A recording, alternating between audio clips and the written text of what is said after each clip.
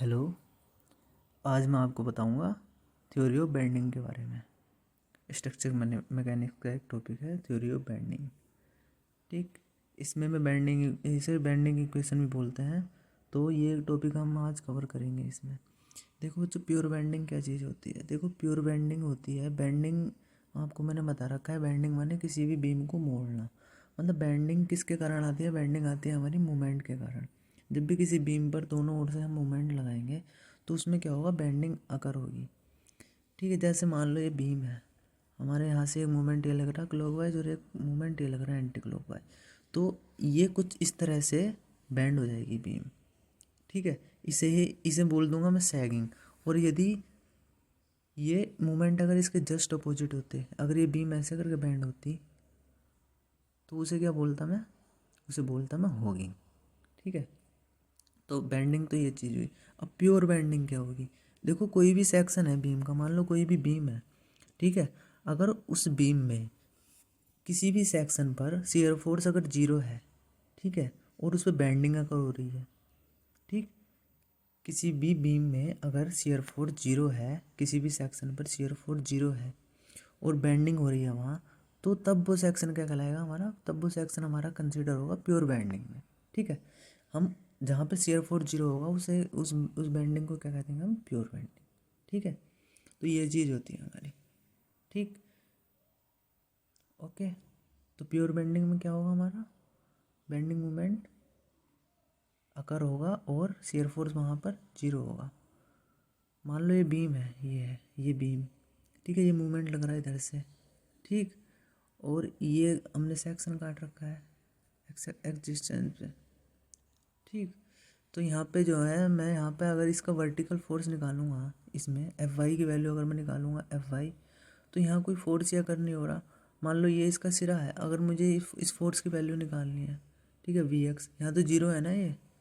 ठीक है, V X is equal to zero है। यहाँ पे जब कोई फोर्स ही नहीं है बट फोर्स, यहाँ इस बीम पे तो मूवमेंट लग रहे हैं, तो वी एक्स की वैल्यू कितनी होगी? जीरो। तो तभी ये चीज़ क्या होगी? तभी ये चीज़ होगी प्योर बेंडिंग। यहाँ पे शियर फोर्स जीरो है ना, तो यहाँ पे प्योर बेंडिंग होगी। और इसी प्योर बेंडिंग को ही हम कहते हैं थ्योरी ऑफ बेंडिंग, और इसे ही हम कह देते हैं बेंडिंग इक्वेशन। ठीक है, अब बेंडिंग इक्वेशन को हमें डिराइव करना पड़ता है। इसे डिराइव करने के लिए क्या होगा? हमें कुछ अजम्पशंस लेनी पड़ेगी। बहुत इंपॉर्टेंट है ये अजम्पशन। ठीक, इन अजम्पशंस में क्या होगा बच्चों? देखो, पहली चीज़ है कि बीम जो है इनिशियली स्ट्रेट होनी चाहिए हमारी। ठीक है, बीम जो होनी हमारी क्या चाहिए? स्ट्रेट बीम होनी चाहिए इनिशियली। और उसमें मटेरियल जो होगा वो होमोजीनियस और आइसोट्रोपिक होगा। ठीक, और जो हमारा मटेरियल बीम के अंदर जितना भी मटेरियल होगा वो हमारा हुक्स लॉ को फॉलो करेगा। हुक्स लॉ मैंने बता रखा है, stress directly proportional to strain. ठीक है, और मटेरियल ऑफ बीम के अंदर क्या आएगा कि उसमें जो लीनियर इलास्टिक सॉलिड होगा मटेरियल हमारा, और वहाँ पर कोई स्ट्रेस का डिस्ट्रीब्यूशन नहीं होगा। मतलब नो स्ट्रेस डिस्ट्रीब्यूशन का मतलब है कि वहाँ पर स्ट्रेस जो है वो एक समान है। ऐसा नहीं है किसी भी पॉइंट पर जो है स्ट्रेस बढ़ रही है, ज़्यादा हो रही है, तो इसे ही हम क्या बोलते हैं? Stress concentration. अगर किसी भी पॉइंट पर स्ट्रेस हमारी बीम पर अलग अलग पॉइंट पर अगर बढ़ रही है या घट रही है तो इसे स्ट्रेस कंसंट्रेशन बोल देते हैं। लेकिन प्योर बेंडिंग के केस में क्या होगा कि हर तरफ स्ट्रेस समान होगी। और देखो कि हम इसमें क्या होगा, हम सेल्फ वेट कंसिडर नहीं करते कभी भी। प्योर बेंडिंग में बीम का सेल्फ वेट कभी भी कंसिडर नहीं करेंगे। ओके, और जो हमारे बीम के जो फाइबर्स हैं, ठीक, जो बीम के फाइबर्स हैं वो बेंडिंग और आफ्टर बेंडिंग के टाइम कैसे होने चाहिए? बिल्कुल प्लेन होने चाहिए। ठीक है, उनमें कोई डिफॉर्मेशन नहीं होगी। मान लो ये बीम है, जैसे ये बीम है, ठीक है, ये बीम थी, ये इस पर हमने मूवमेंट लगाए। ठीक है, तो ये अब ऐसे करके बैंड हो जाएगी, लेकिन इसके जो फाइबर होंगे वो अब भी प्लेन होने चाहिए। ऐसा नहीं है कि इन फाइबर में जो है डिफॉर्मेशन हो गई, ऐसे हो गए। ये ऐसे ही प्लेन होने चाहिए, शेप बदल जाए चाहे, लेकिन उनका क्या नहीं होना चाहिए? उनमें डिफॉर्मेशन नहीं आनी चाहिए। ओके, और अगला पॉइजन इफेक्ट जो है वो नेगलेक्ट रखेंगे हम इसमें। ठीक है, और यंग मॉडुलस जो होता है हमारा ई की वैल्यू तो मैं बताया, वो तो कांस्टेंट है, वो तो कंप्रेशन में भी सेम होगा और टेंशन में भी सेम होगा। बीम प्रिज्मेटिक होनी चाहिए हमारी। ओके, तो अब करते हैं, देखो ये कैसे होगा हमारा बेंडिंग इक्वेशन को कैसे सोल्व करेंगे। मान लो ये बीम है हमारी, प्लेन और स्ट्रेट बीम कंसीडर करी हमने एक, जैसे मैंने बताया था आपको, प्लेन स्ट्रेट बीम कंसीडर करी। उस पर हमने थोड़ी दूर चल के एक सेक्शन लिया ABCD, ये ABCD सेक्शन लिया। और ये जो होगा ये इसकी ये हमने इसकी एक्सिस ली, बिल्कुल सिमिट्री में इसकी, ठीक है, बीच में से। यही हमारी क्या कहलाएगी, न्यूट्रल एक्सिस। ये जो है इसका सर्कल गोल गोल सा जो है ये एरिया ऑफ क्रॉस सेक्शन है, इसका क्रॉस सेक्शन है ये, इस बीम का, प्लेन बीम का, इस वाली का, इसका क्रॉस सेक्शन है। और ये क्या होगी, इसके बीच में, जस्ट बीच में इसकी होती है न्यूट्रल एक्सिस, ठीक है। और ये जो EF है यहाँ, ये है न्यूट्रल प्लेन। जहाँ पर न्यूट्रल प्लेन का मतलब मैंने आपको पिछले उसमें बताया था, थ्योरी में लिख के दिया था कि न्यूट्रल प्लेन क्या होता है, जहाँ पर कोई भी स्ट्रेस या किसी भी चीज़ का जो है हमें प्रभाव नहीं दिखता, वहाँ पे कोई भी स्ट्रेस नहीं होगी, ये ऐसे वो है। ऐसे ये क्या हुआ, इसका क्रॉस सेक्शन का न्यूट्रल एक्सिस हुआ, ठीक है, ओके। अब क्या होगा हमारा, ये सैगिंग में है मैंने बताया। ये अब इसकी भी देखते हैं हमारी क्या होगी, XY और Z डायरेक्शन कौन कौन सी है, एक्सिस कौन सी, एक्स एक्सिस तो ये है, और Z कौन सी होगी, Z इसके अलोंग होगी, इधर की तरफ, ये Z एक्सिस। Y कहाँ होगी, ऊपर की तरफ, ठीक है। ये न्यूट्रल प्लेन होगा, ये सारी चीज़ मैंने आपको बताई।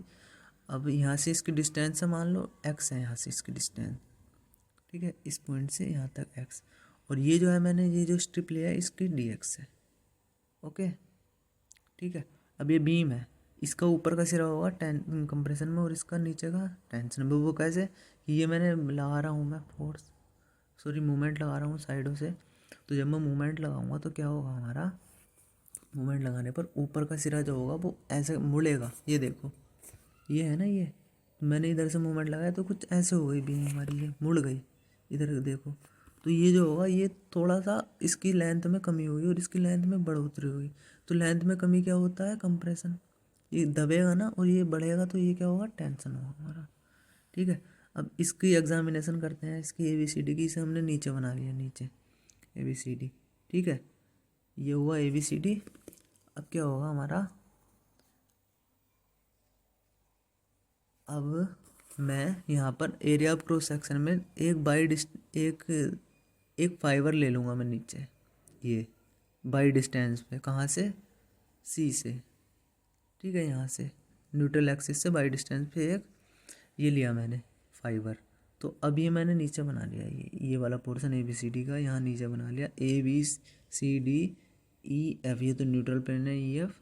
अब यहाँ रेडियस क्या होगी, यहाँ तो रेडियस इसकी जो है वो इन्फिनिटी है, क्योंकि यहाँ कोई रेडियस नहीं आ रही है, ठीक है। और ये GH क्या होगा, बाई डिस्टेंस पे एक फाइबर की वो है, ठीक, ओके। तो अब देखो क्या होगा, अब इस बीम को जो है, अब देखते हैं हम इस बीम में जो है हम कंपैरिजन जब लगा देंगे, सॉरी जब ये मूवमेंट लगा देंगे तो ये कुछ ऐसा होगी, ठीक है। अब देखो क्या बनता है, ठीक, अब देखो क्या क्या चीज़ें होती हैं यहाँ पर, ये देखो जब तुमने वो करा तो इसकी लेंथ में चेंज आएगा, A' B' हो जाएगा ये, ठीक है। जब आपने यहाँ मूवमेंट लगाया इसके दोनों तरफ तो ये तो A' B' हो जाएगा, ये क्या होगा, C' E' हो जाएगा, ये C और D जो है ये क्या हो जाएगा, C' और E' हो जाएगा, D' सॉरी, ठीक है। और ये इसमें E और F है, ये EF क्या है, न्यूट्रल प्लेन है, मैंने बताया न्यूट्रल प्लेन में कोई चेंज नहीं आएगा, तो ये क्या हो जाएगा, E और F सेम ही रहेगा एज इट इज़, ठीक। और ये वो जो है, अगर ये जब ऐसा बन जाएगा हमारा आर्क टाइप का हुआ ये, तो यहाँ से क्या ले लूँगा मैं, इसकी रेडियस पता चल जाएगी मुझे, मैं मिला दूँगा ऊपर, ठीक है, ओके। ये सेंटर ऑफ कर्वेचर हुआ इसका, ठीक। इससे R डिस्टेंस हुई इसकी न्यूट्रल प्लेन की, और इससे न्यूट्रल प्लेन से बाई डिस्टेंस पे G' और H', ठीक है। ये डैश डैश इसके लगाए क्योंकि इनकी लेंथ में चेंज हो गया अब कंप्रेशन और टेंशन की वजह से, ये आया हमारे, ठीक है।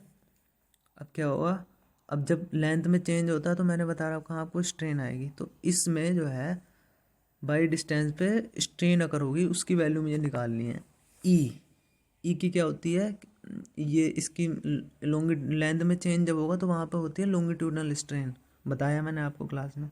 तो G' H' - GH/GH, ठीक है। जो मतलब फाइनल है हमारी final strain minus initial strain upon initial strain. Final strain तो ये जी डैश एच डैश, और यहाँ पे क्या होगा, इनिशियल स्ट्रेन माइनस होगी और उसके अपॉन में फिर से इनिशियल स्ट्रेन। ये आया हमारा। अब ये देखो इसकी वैल्यू कैसे पता चलेगी। अब ई एफ मैंने आपको बता रखा है, ई एफ जो है वो जी एच के बराबर है, ठीक है। सेम डिस्टेंस के हैं ये, मतलब सेम इनकी वो है अभी फ़िलहाल जो ये थी बीम। और अगर यहाँ पे जो होगा इसमें क्या होगा, इसमें अब ये यहाँ पे सेंटर ऑफ कर्वेचर आया, तो एक फॉर्मूला आपने पढ़ा होगा मैथमेटिक्स में, arc equal to angle into radius, ठीक है। अब यहाँ पे मैं इसकी वैल्यू जब निकालूंगा तो एंगल कितना है हमारा थीटा, ये थीटा लिया मैंने एंगल, और इसकी डिस्टेंस कितनी है यहाँ से लेके यहाँ तक, कितनी है आर, ये न्यूट्रल प्लेन तक ई एफ तक, ठीक है। आर थीटा हुआ ये। अब जी डैश एच डैश निकालना है मुझे, जी डैश एच डैश कहाँ पे है, इसके नीचे है, तो R plus y into theta हो जाएगा ये। अभी तक तो आर थीटा था ई एफ तक, जी जब G dash H dash plus Y भी हुआ तो ये प्लस वाई। अब ये हम इसमें जो है ये कर देंगे, इनकी वैल्यू रख देंगे। क्या तो क्या हुआ, जी एच की वैल्यू तो हमारी होगी आर थीटा, और G dash H dash R plus Y theta, ये आ जाएगा हमारा। तो सबसे पहली चीज़ आई हमारी E is equal to y upon R, ये पहली चीज़ आई। दूसरी चीज़ क्या होगी, दूसरी हम अजम्पशंस को लेकर चलेंगे, हुक्स लॉ लगाएंगे इसमें, स्ट्रेस प्रोपोर्शनल टू स्ट्रेन, ठीक है। Sigma is equal to E into Young modulus, ये आया हमारा फॉर्मूला, यानी कि strain is equal to stress upon Young modulus, ये आया।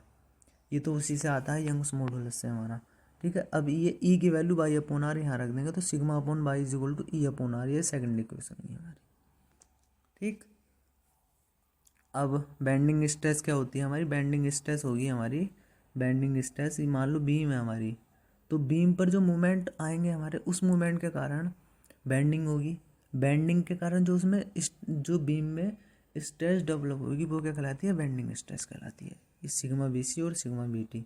सिग्मा बी सी का मतलब कि वो कंप्रेशन में है वो पार्ट, मतलब वो दब रहा है, और ये टेंशन में जो फैलेगा, सिग्मा बी टी, ठीक। सिग्मा बी मतलब बेंडिंग, यहाँ पे बेंडिंग स्ट्रेस की बात हो रही है, और ये सी इस यहाँ पे क्या हुआ, कंप्रेशन में है, ठीक। अब ऐसे ही हम इक्वेशन नंबर थर्ड से, इससे इक्वेशन थर्ड से हम सिग्मा बी की value E upon R into y आएगी ये, ठीक है। अब हमें वेरिएशन देखना है, कि वेरिएशन देखना है हमें किसी भी बेंडिंग स्ट्रेस का, अगर लीनियर है तो at y is equal to zero पे अगर हम निकालेंगे तो यहाँ पर सिग्मा बी की वैल्यू जीरो आएगी। ऐसे ही ये वेरी करती है, ये ऐसा डायग्राम बनता है हमारा बेंडिंग स्ट्रेस का। कंप्रेशन में ये इधर जाएगा और टेंशन में इधर जाएगा। ओके बच्चों, तो ये चीज़ हुई हमारी अभी। अब ये देखिए, अब हमें क्या करना है, अब हमें दूसरी चीज़ निकालनी है, ठीक है। अभी हमने लिया अपना क्रॉस सेक्शन जो था, ये क्रॉस सेक्शन लिया। अब मैं क्या कर रहा हूँ, एक बाई डिस्टेंस पे एक एरिया कंसीडर कर रहा हूँ, डी ए, एक स्ट्रिप ली मैंने, ठीक है। और यहाँ पे जो है वो डीपी जो है, डीपी इस पे इस स्ट्रिप पे मान रहा हूँ मैं, डीपी कुछ फोर्स लग रहे हैं, रजिस्टिंग फोर्स आ रहे हैं यहाँ पर, ठीक है। अगर मुझे फोर्स की वैल्यू निकालनी है तो रजिस्टिंग फोर्स आ रहे हैं यहाँ, तो रजिस्टिंग फोर्स क्या होता है, स्ट्रेस इनटू एरिया, ठीक है। स्ट्रेस क्या होता है बताया मैंने, stress equal to force upon area. तो फोर्स निकालना है तो मुझे क्या होगा, स्ट्रेस इनटू एरिया। स्ट्रेस कितनी है, सिग्मा बी, ठीक है, और एरिया डी ए, ठीक। तो डी पी बराबर E upon R into D A, okay. ये सिग्मा बी जो है हमारा, वो वही वाली वैल्यू जो हमने निकाली थी पहले, ओके। सॉरी ये भाई है, अब आप भाई भी आएगा, ठीक। अब क्या होगा हमारा, अब यहाँ पे मुझे, अब जब ये फोर्स आया है, जाहिर सी बात है यहाँ फोर्स आया, अब यहाँ पे कुछ जो है इस फोर्स के कारण एक मोमेंट भी लग रहा होगा, और ये बीम पर लग रहा होगा मोमेंट बेंडिंग में, ठीक है। अब जब मोमेंट लगेगा तो बीम क्या करेगी, उस पर एक रजिस्टिंग मोमेंट लगाने की कोशिश करेगी, ठीक है, जो उसे कवर अप करेगी डिफॉर्मेशन से, ठीक है। एक रजिस्टिंग मूवमेंट लगेगा, वो कहाँ पर लगेगा, रजिस्टिंग मूवमेंट लगेगा हमेशा वाई एक्सिस की तरफ, ओके। रजिस्टिंग मूवमेंट्स आएगा कुछ ऊपर की तरफ आएगा रजिस्टिंग मूवमेंट, ठीक। ये देखो कि ये बीम है मान लो हमारी, इस पे जो है अभी कंप्रेशन लग रहा है ये, और यहाँ पर टेंशन लग रहा है। अब इनके कारण जो है बीम में मूवमेंट आएगा, बैंड होगी बीम, तो उस बैंड होने से बचने के लिए मोमेंट ऑफ रेजिस्टेंस कंसीडर करना पड़ेगा। ये जो होगा जो उसे सेव करे, ये होता है MOR या MR। ये इसकी वैल्यू में निकालनी है मोमेंट ऑफ रेजिस्टेंस हमारा कितना हो, ये हमें क्वेश्चन में पूछेगा। ठीक, तो अब मैंने आपको बता रखा है रेस्टिंग मूवमेंट ऑन एलिमेंट क्या होगा हमारा, DM is equal to DP into y. अब देख लो ये है, ये बीम है, अगर मैं इस पर क्या निकालूँ, मूवमेंट निकालूँ, तो मूवमेंट क्या होता है, force into distance, perpendicular distance. यहाँ पे मुझे क्या निकालना है, मूवमेंट निकालना। तो इस पे फोर्स क्या लग रहा है, मैंने आपको बता DP, और डिस्टेंस कितनी है बाई, तो DP इंटू बाई, ये मूवमेंट आया ना। अब निकालने के लिए क्या करूँगा, मैं इसे इंटीग्रेट कर दूँगा, इंटीग्रेट करा ये, तो DP की वैल्यू मुझे पता है, ये y into y D A, E/R constant है, बाहर आया y square into D A हुआ। अभी क्या हुआ, E/R into y square D A. ये बहुत इंपॉर्टेंट है, ये पार्ट, ये वाला पॉइंट आपको इस अप्लाइड मैकेनिक्स में बताया है नहीं मैंने। अप्लाइड मैकेनिक्स में मूवमेंट ऑफ इनर्शिया चैप्टर में बताया, मूवमेंट ऑफ इनर्शिया क्या होता है किसी भी सेक्शन में, वो क्या होता है, इंटीग्रेशन होता है वाई स्क्वायर डी ए। ठीक है, डिस्टेंस का, ये आपको जब मैंने सारी चीज़ें बताई थी, कोई स्ट्रिप होती, एक स्ट्रिप कंसीडर करता था, उसकी जो डिस्टेंस होती बाई होती थी, उसका जब मैं स्क्वायर करता था फिर उसे इंटीग्रेट करता था, तब मोमेंट ऑफ इनर्शिया के बराबर होता था वो, ये IN इज इक्वल टू, सारी चीज़ें आपको रिकॉल करनी पड़ेंगी, ये अप्लाइड मैकेनिक्स से ये हुआ।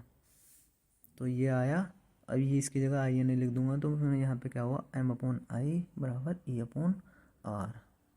ओके, ये चीज़ हमारी बनी।